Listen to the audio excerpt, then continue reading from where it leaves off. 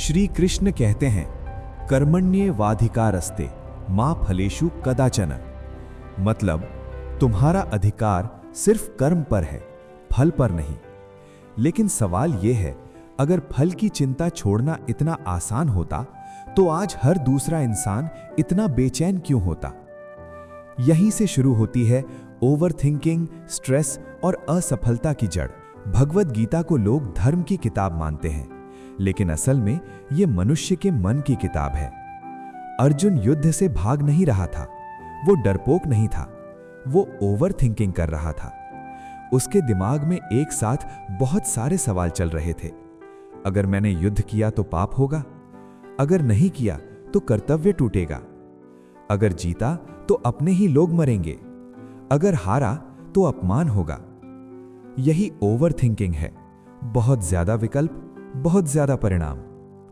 Overthinking कैसे पैदा होती है? गीता कहती है, ओवरथिंकिंग तब पैदा होती है जब इंसान कर्म प्लस फल प्लस पहचान तीनों को एक साथ बांध देता है। आप सोचते हैं, अगर ये काम फेल हुआ तो लोग मेरे बारे में क्या सोचेंगे? यही मन उलझता है।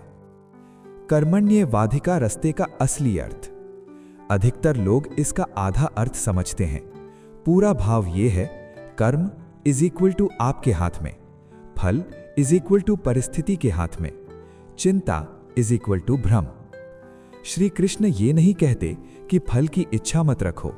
वो कहते हैं, फल को अपने मन का बोझ मत बनाओ। जब आप परिणाम को अपनी पहचान बना लेते हैं तो दिमाग शांत नहीं रह सकता। सोचिए, आप अभी जो सबसे ज्यादा सोच रहे हैं, क्या वो चीज वाकई आपके कंट्रोल में है? कमेंट में लिखिए, कंट्रोल में, कंट्रोल के बाहर। भगवद गीता के पहले अध्याय में एक बहुत गहरा क्षण आता है। युद्ध शुरू होने से ठीक पहले अर्जुन अपना गांडीव नीचे रख देता है।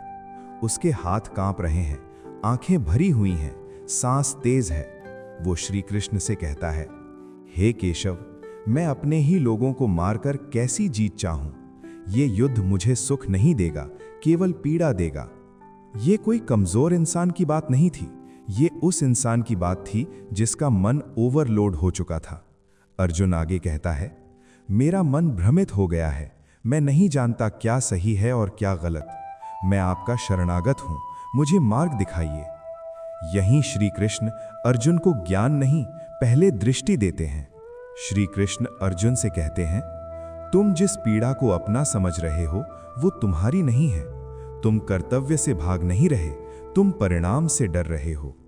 और यहीं पर श्री कृष्ण वो वाक्य कहते हैं जो आज भी उतना ही प्रासंगिक है, कर्मण्येवाधिकारस्ते मा फलेषु कदाचन। फिर श्री कृष्ण स्पष्ट करते हैं, तुम्हारा अधिकार सिर्फ कर्म करने में है। फल को लेकर मन को बोझिल मत करो, क्योंकि फल को लेकर ध्यान तुम्हें भय देगा और भय तुम्हें जड़ बना देगा। अर्जुन की तरह आज हर इंसान यही कह रहा है, अगर मैंने ये किया तो लोग क्या कहेंगे? अगर मेहनत बेकार चली गई तो? अगर सब कुछ देने के बाद भी ना मिला तो? श्री कृष्ण का उत्तर आज भी वही है, जो तुम्हारे हाथ में नहीं उसे अपने मन में मत रखो। ओवरथिंकिंग वहीं खत्म होती है जहां इंसान कर्तव्य पर लौट आता है। अब आपसे एक सवाल, क्या आपकी जिंदगी में भी कोई ऐसा निर्णय है जहां आप कर्म से ज्यादा परिणाम से डर रहे हैं? कमेंट में सिर्फ हां या नहीं लिखिए। श्री कृष्ण स्ट्रेस को बीमारी नहीं मानते थे, वो इसे अज्ञान की स्थिति मानते थे। कृष्ण कहते हैं, तुम वो नहीं हो जो तुम्हारे साथ घट रहा है, तुम वो हो जो उसे देख रहा है। आज का इंसान अपनी नौकरी को खुद मान लेता है, अपने रिश्ते को खुद मान लेता है, अपनी असफलता को खुद मान लेता है। यही स्ट्रेस है। स्ट्रेस बढ़ता क्यों है? जब आप कहते हैं मैं फेल हो गया, असल में होना चाहिए एक प्रयास फेल हुआ। एक शब्द का फर्क पूरी मानसिक स्थिति बदल देता है। कृष्ण का स्ट्रेस रिलीज मॉडल।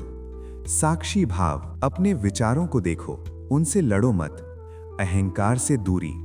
काम करो लेकिन खुद को काम मत समझो। स्वीकार, एक्सेप्टेंस। जो बदल नहीं सकता उसे मन में जगह मत दो। यही असली स्ट्रेस मैनेजमेंट है। ईमानदारी से जवाब दीजिए, आप किस बात का सबसे ज्यादा स्ट्रेस लेते हैं जो अभी हुआ ही नहीं है? एक शब्द में लिखिए, सफलता के लिए चाणक्य की नीतियां।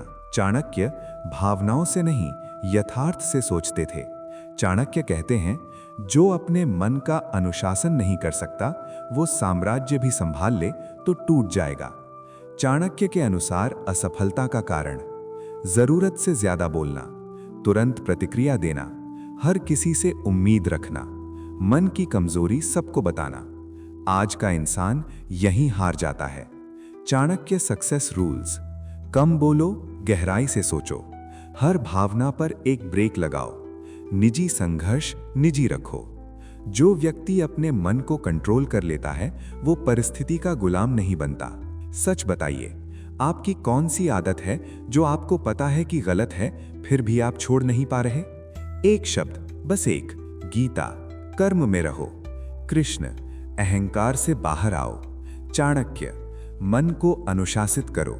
जब ये तीनों जुड़ते हैं तो ओवर थिंकिंग कमजोर पड़ती है, स्ट्रेस ढीला होता है और जीवन स्पष्ट दिखने लगता है। अगर आज भी दिमाग भारी है तो इसका मतलब आप टूटे नहीं हैं, आप जाग रहे हैं, और जो जाग गया वो बदलना शुरू कर देता है। अगर आपने अभी तक चैनल सब्सक्राइब नहीं किया है तो कर लीजिए। यहाँ समाधान धीरे मिलते हैं लेकिन जड़ से मिलते हैं।